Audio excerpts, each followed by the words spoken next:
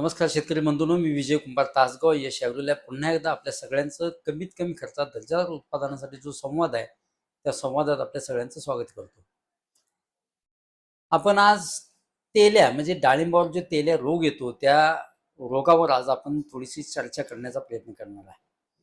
बागायतदार बंधूंनो, तेल्या हा मुळात जीवाणूजन्य करपा आहे आणि झांथोमोनस ॲक्सोनोपोडिसम ह्या बुरशीमुळं त्या जीवाणूंच्या मुळं हा जीवाणूजन्य करपा येतो.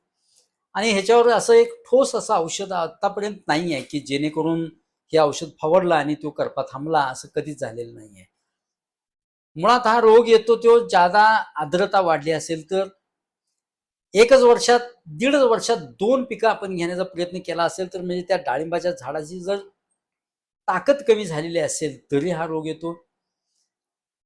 कामापेक्षा ज्यादा लोड त्या झाडावर आपण दिलेला असेल तर नायट्रोजनचा अतिरिक्त वापर झालेला असेल किंवा संजीवकांचा अतिवापर आपण केलेला असेल तर मात्र हा रोग नक्की येतो. बागायतदार बंधूंनो, त्याच वेळी ज्या आपण कात्र्या वापरतो छाटणीच्या वेळी, त्या कात्र्या सुद्धा आपल्या स्वच्छ असल्या पाहिजेत, म्हणजे सल्फरच्या किंवा बाविस्टिनच्या द्रावणातून त्या बुडवून काढलेल्या पाहिजेत, जेणेकरून तो करपा एका झाडावरून दुसऱ्या झाडावर जाणार नाही, इतकी काळजी आपण त्याला घ्यावी लागेल. ह्याच्यावर अत्यंत चांगला उपाय असा आहे की 1 वर्षातून शक्यतो एकच पीक घेण्याचा प्रयत्न करावा. झाडाला जो विश्रांतीचा कालावधी जो ट्रेस द्यायचा आहे तेवढा ट्रेस दिलेला असावा. त्या झाडाची आपसूक स्वतःची रेजिस्टन्स डेव्हलप झाला पाहिजे, इतका त्याला विश्रांती आपण दिली गेली पाहिजे. अतिरिक्त संजीवकांचा वापर, अतिरिक्त नायट्रोजनचा वापर हा आपण टाळलाच पाहिजे. ह्या कारणांची ही जी आता आपण चर्चा केली अत्यंत महत्वाची गोष्टी आहेत की जेणेकरून आपण डाळिंबाची शेती किंवा इतर कोणतीही शेती करत असताना आपण ती काळजी घेतली पाहिजे. पुन्हा ह्याच्यावरचा जो स्प्रे आहे तो अत्यंत महत्वाचा स्प्रे असा आपला मॅजिक स्प्रे. तुफान रिझल्ट सगळ्या बागायतदारांना मिळत आहेत. आतापर्यंत जेवढी जेवढी औषधं आपण वापरली गेली त्या म्हणजे अनेक बाजारात औषधं आहेत ह्या तेल्या गोच्या नावानं किंवा अनेक बाजारात तेल्याच्या नावानं व्यवसाय करणारी मंडळी आहेत. पण मी तुम्हाला सांगतो, जर आपण मॅजिक स्प्रेची फवारणी आलटून पालटून देण्याचा प्रयत्न केला तर तेल्या बागेत आपल्या येत नाही किंवा आलाच तर तो अत्यंत चांगल्या कंट्रोलमध्ये राहतो. त्याला मॅजिक स्प्रे म्हणजे 100 लिटर पाणी, 50 ग्रॅम मूरचूत, 100 ग्रॅम ब्ल्यू कॉपर किंवा कॉपर ऑक्सिक्लोराइड आणि 200 ग्रॅम M45 असा आपण मॅजिक स्प्रे तयार करायचा. तयार केल्यानंतर त्यात स्टेप्टोसायक्लिन 100 लिटर पाण्याला 2 पुड्या आणि टेट्रासायक्लिनच्या गोळ्या ज्या साथीच्या रोगावर आहेत, जनावरांचं औषध आहे, मेडिकलमध्ये मिळतं. टेट्रासायक्लिनच्या गोळ्या 500 mg घ्यायच्या आणि 100 लिटर पाण्याला त्या 5 गोळ्या टाकायच्या आणि स्टेप्टोसायक्लिनच्या 2 पुड्या आणि मॅजिक स्प्रे तयार करायचा आणि तिची थोडीशी गच्च फवारणी घेण्याचा प्रयत्न करायचा.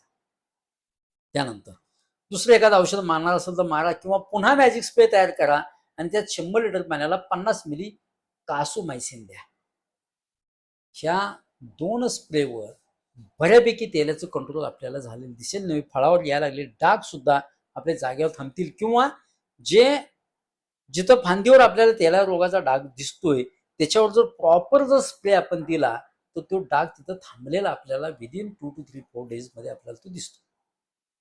शेतकरी बंधूंनो, तेल्यासाठी एवढं जरी आपण काम केलं तरी अत्यंत चांगला परिणाम आपल्याला मिळालेला दिसून आलेला आहे.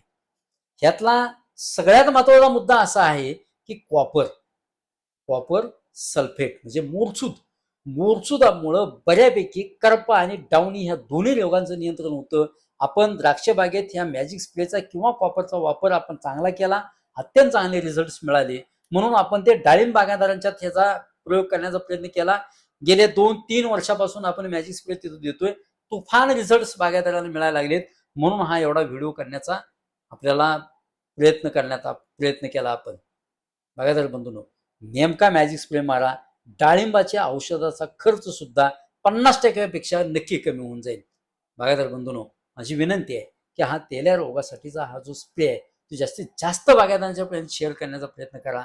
आणि हा सगळ्या भाजीपाला फक्त द्राक्ष आणि डाळिंब नव्हे, तो ऊस असो, हळद असो, सगळ्या भाजीपाला असेल, सगळी कडधान्य असतील, कापूस असेल, सगळ्या पिकांना हा मॅजिक स्प्रे अत्यंत चांगला चालतो. त्याचा नेमकेपणानं वापर करण्याचा प्रयत्न करा. बागायतदार बंधूंनो, संवाद कसा वाटला नक्की कमेंट बॉक्समध्ये सांगण्याचा प्रयत्न करा. आवडला असेल तर नक्की लाईक सुद्धा करा. धन्यवाद.